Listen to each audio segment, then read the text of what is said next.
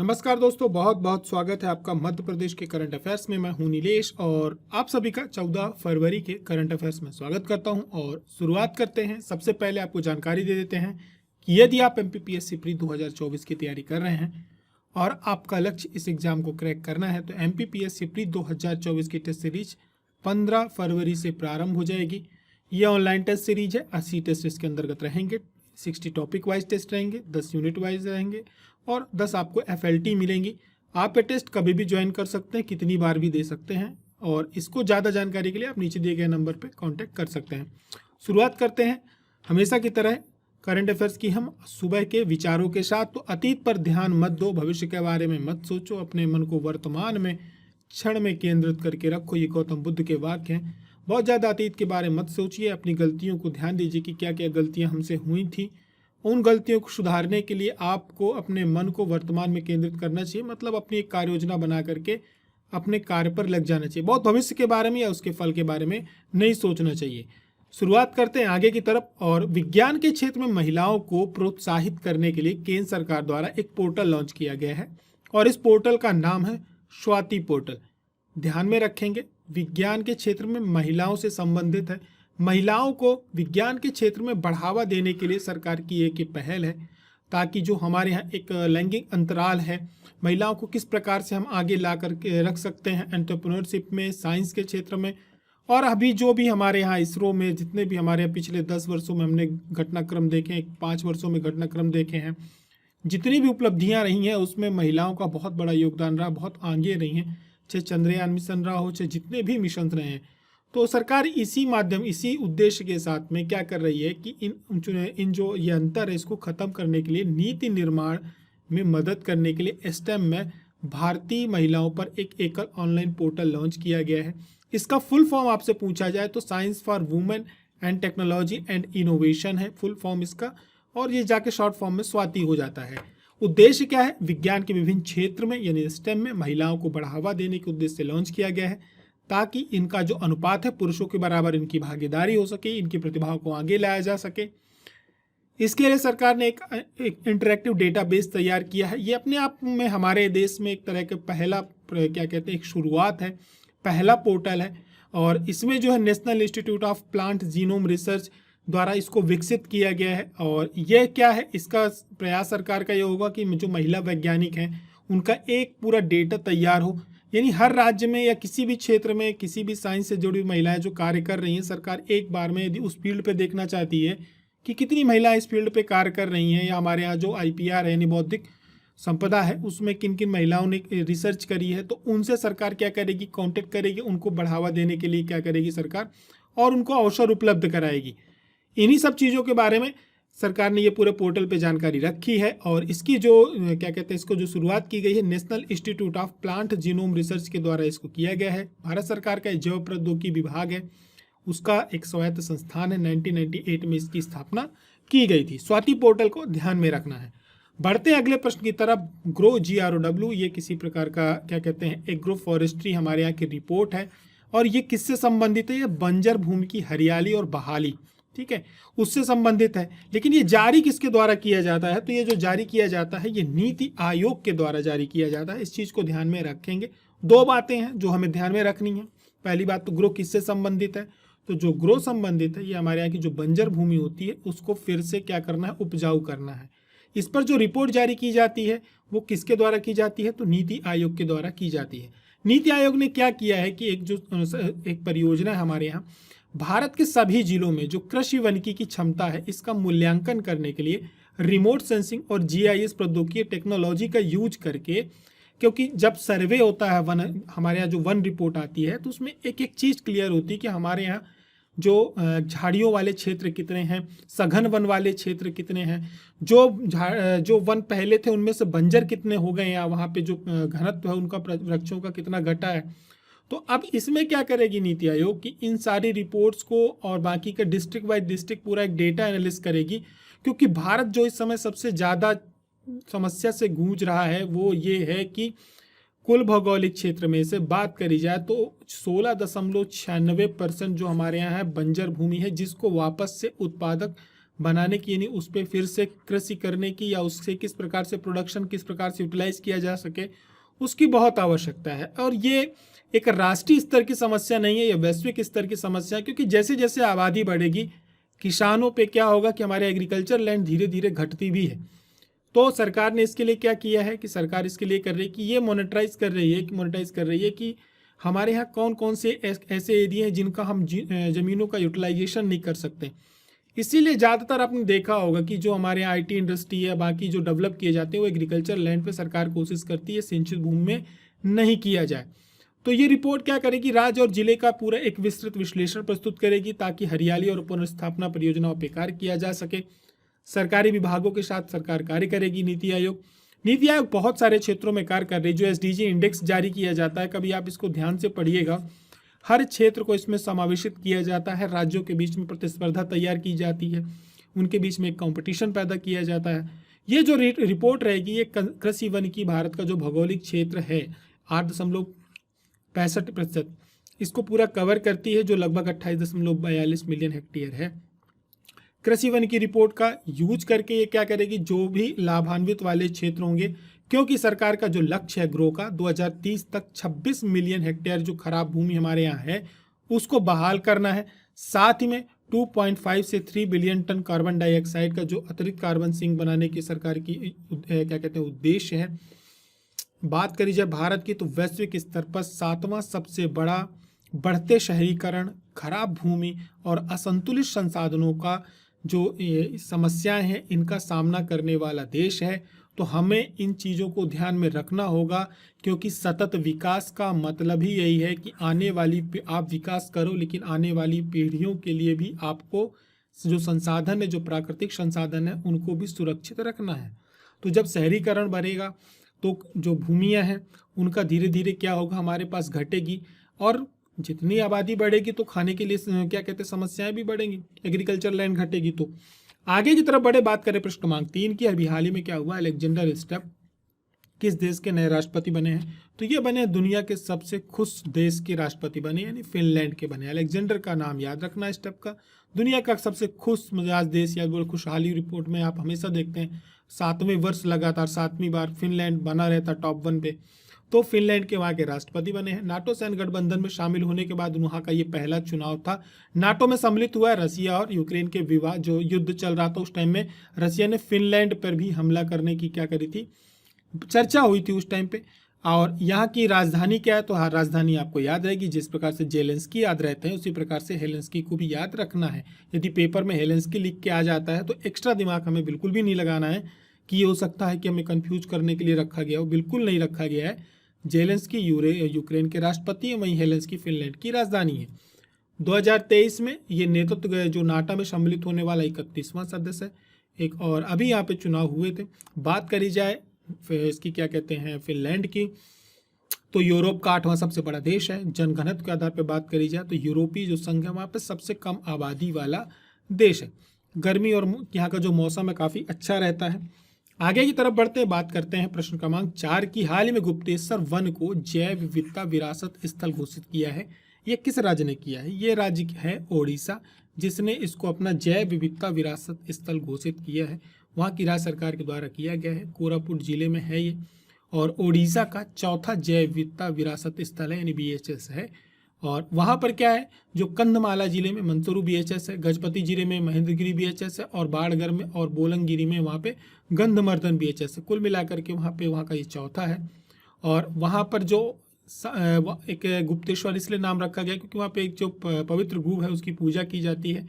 और दक्षिण ओडिशा में पाई जाने वाले जो चमगादड़ों की 16 प्रजातियां हैं, उनमें से 8 प्रजातियां जो होती हैं गुप्तेश्वर की चूना पत्थर की गुफाओं में पाई जाती हैं। विभिन्न प्रकार की अलग अलग प्रजातियां पाई जाती हैं क्योंकि जैव विविधता स्थल घोषित किया गया है, तो स्वाभाविक रूप से यहाँ पर अलग अलग प्रकार की जो महत्वपूर्ण प्रजातियां हैं वो यहाँ पे पाई जाएंगी। प्रश्न क्रमांक आगे की तरफ बढ़ते हैं। मध्य प्रदेश उर्दू एकेडमी भोपाल का गठन कब किया गया था, तो इसका जो गठन किया गया था ये 1976 में किया गया था। और खबरों में इसलिए है क्योंकि यहाँ पर जश्न उर्दू कार्यक्रम की शुरुआत हो गई है। सभी संभागों में लगभग इसके कार्यक्रम आयोजित किए जाते हैं। और ये जो कार्यक्रम होता है ये गौहर महल में होता है। ठीक है, वर्तमान में मध्य प्रदेश के धर्मस्व मंत्री कौन है, जो संस्कृति पर्यटन विभाग एक ही है, वो है धर्मेंद्र भाव सिंह लोधी हैं। उनके द्वारा कार्यक्रम की शुरुआत की जाएगी। बात करी जाए मध्य प्रदेश के उर्दू एकेडमी की, जो कि भोपाल में है, इसकी जो गठन हुआ था 1976 में हुआ था। बाद में इसका संस्कृत एकेडमी में 2 जुलाई 2014 को विलय कर दिया गया। यहाँ पर उर्दू से संबंधित जो भी कार्यक्रम होते हैं, शिक्षा को प्रोत्साहित करने के लिए अलग अलग प्रकार के स्कूली शिक्षा से लेकर के जो साहित्य प्रकाशन होते हैं वहाँ तक प्रमोट करने के लिए ये कार्य करती है। गुलाबी उर्दू के जो जनक माने जाते हैं, कई बार पेपर में पूछ लिया जाता है, मुल्ला रामूजी को माना जाता है। उर्दू एकेडमी उर्दू को प्रोत्साहन करने के लिए 6 राष्ट्रीय पुरस्कार और 13 प्रादेशिक पुरस्कार देती है। यहाँ पर बात करी जाए राष्ट्रीय पुरस्कारों की, जो हमें याद रखने वाले, मीर तकी मीर का पुरस्कार शायरी के क्षेत्र में दिया जाता है। वहीं कुमरुल हसन पुरस्कार जो होता है पत्रकारिता शोध के क्षेत्र में दिया जाता है। शहीद खां पुरस्कार कहानी के क्षेत्र में दिया जाता है। शादा इंदौरी निबंध के क्षेत्र में दिया जाता है। जौहर कैरोसी पुरस्कार हास्य व्यंग्य के क्षेत्र में दिया जाता है। इब्राहिम यूसुफ पुरस्कार आपको नाटक दास्तान के क्षेत्र में दिया जाता है। इन राष्ट्रीय पुरस्कारों में राशि कितनी होती है? तो 51,000 रुपए की राष्ट्रीय पुरस्कारों में पुरस्कार राशि दी जाती है। जो प्रादेशिक पुरस्कार होते हैं इसमें 31,000 की दी जाती है। बात करें जहां यह आयोजित होगा वो है गौहर महल। तो गौहर महल नवाब कुदसिया बेगम से के द्वारा बनवाया गया था और इनका जो उपनाम था वो गौहर के नाम से फेमस था, तो इसलिए इन्होंने जो महल का निर्माण कराया उसका नाम हो गया गौहर महल। 1820 के आसपास में कराया था। साथ में इन्होंने जामा मस्जिद भोपाल का भी निर्माण कराया था और यह महल इसलिए फेमस है क्योंकि भोपाल रियासत का पहला महल था। आगे की तरफ बढ़ेंगे, बात करेंगे अगले प्रश्न की कि रानी दुर्गावती श्री अन्न प्रोत्साहन योजना, जो कि आपके पेपर में आने वाली है, ये किस वर्ष तक के लिए है? इससे जुड़े हुए बहुत सारे जो बेसिक कॉन्सेप्ट्स हैं या जो फैक्ट्स हैं वो हम आपको लगातार बताते रहते हैं। तो इससे जुड़ा जो एक फैक्ट है ये 2023-24 से लेके 25-26 तक के लिए रहेगी। मंत्रिपरिषद की बैठक थी, उससे संबंधित बहुत सारे वहाँ पे अपडेट्स हुए हैं। ये जो योजना रहेगी, देखिए ऐसा है कि इसमें पहले से ही AFPO समूह की केंद्र सरकार के द्वारा योजना चल ही रही है कि जो किसान होते हैं, छोटे किसान जो होते हैं, वो कई बार अपने प्रोडक्ट्स को नहीं बेच सकते या अपनी कंपनी फर्म रजिस्टर्ड नहीं करा सकते, तो ये लोग मिलकर के एक सामुदायिक कृषि करें। कृषि करने के बाद जो भी उत्पादन होता है, ठीक है, जो भी उत्पादन होता है तो एक कंपनी रजिस्टर्ड कर लें अपनी, सरकार इसके लिए इनको मदद करेगी और ये अपने पूरे उत्पादन को बाजार में जाके एक रजिस्टर्ड फर्म के माध्यम से अपने प्रोडक्ट की ब्रांडिंग कर सकते हैं, उसको बेच सकते हैं ओपन मार्केट में जाकर के। सरकार इसके लिए हर क्षेत्र में कृषि के यहाँ फर्म बनाने, एक संस्था बनाने के, सामुदायिक संस्था बनाने से लेकर के ग्रेडिंग करने, मार्केटिंग करने, प्रोडक्ट की ब्रांडिंग करने, पैकेजिंग करने, हर फील्ड में सरकार यहाँ पे छोटे किसानों की मदद करती है। इनको किसी भी प्रकार से समस्या नहीं जाती। FPO का मोटा मोटा उद्देश्य यही है। तो इसी में आगे बढ़ते हुए सरकार ने क्या किया, श्री अन्न संबंधित किससे है, मोटे अनाज से। तो मोटे अनाज के क्षेत्र पे कार्य करने के लिए सरकार एक अलग से योजना लेकर के आ रही है। मध्य प्रदेश भारत में 5वें नंबर पे है उत्पादन के क्षेत्र में।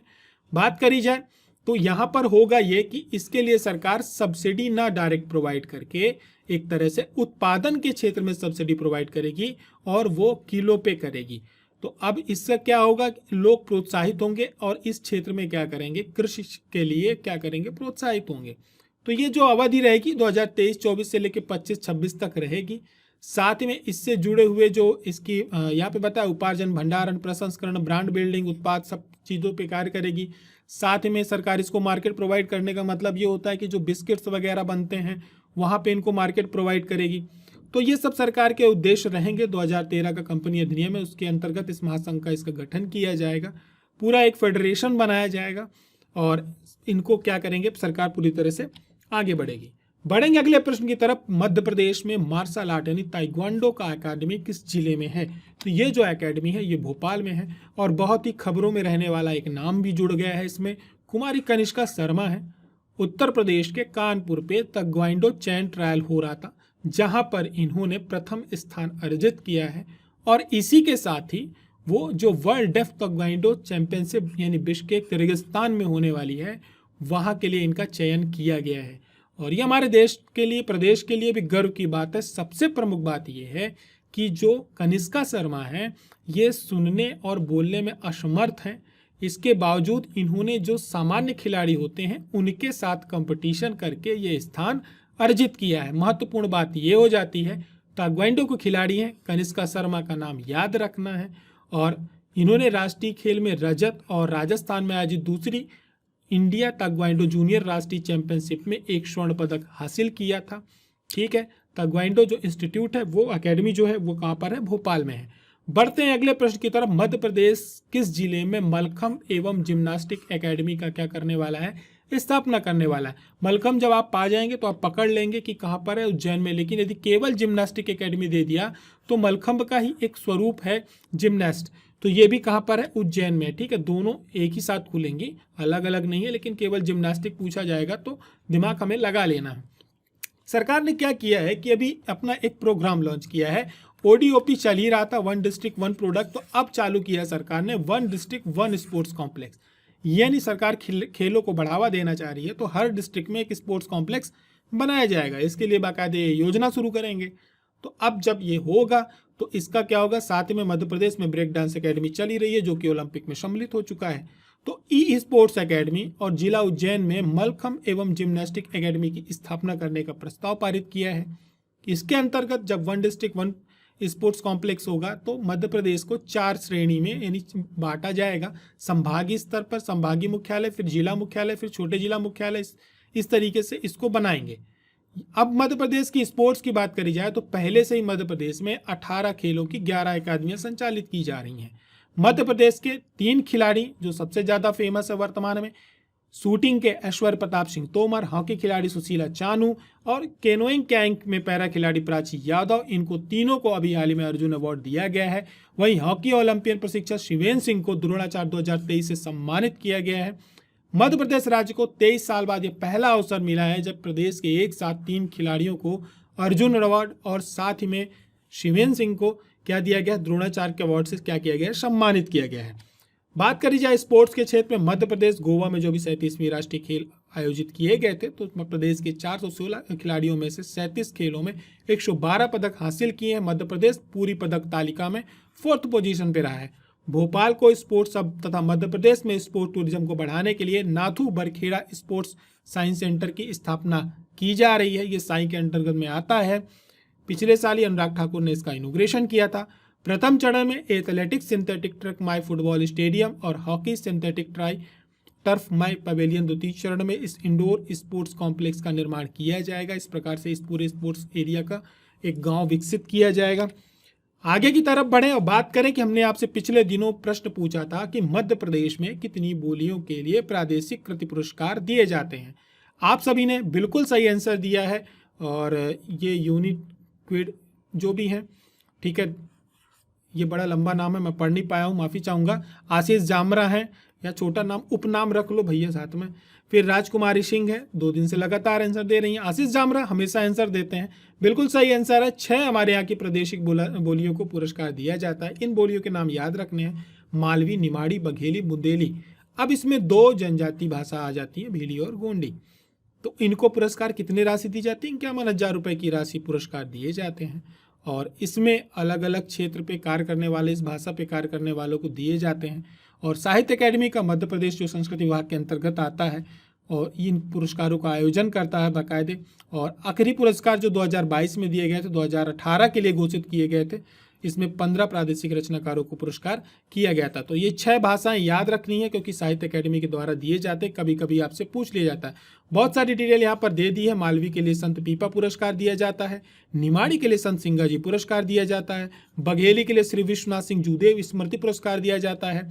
ठीक उसी प्रकार से बुंदेली के लिए श्री छत्रसाल स्मृति पुरस्कार दिया जाता है, भीली के लिए टांटा मामा भील स्मृति पुरस्कार दिया जाता है। अब आपसे 6 भाषाएं न पूछ करके पूछ सकता है कि श्री विश्वनाथ सिंह जूदेव जो स्मृति पुरस्कार है मध्य प्रदेश साहित्य अकेडमी के द्वारा किस भाषा के लिए दिया जाता है।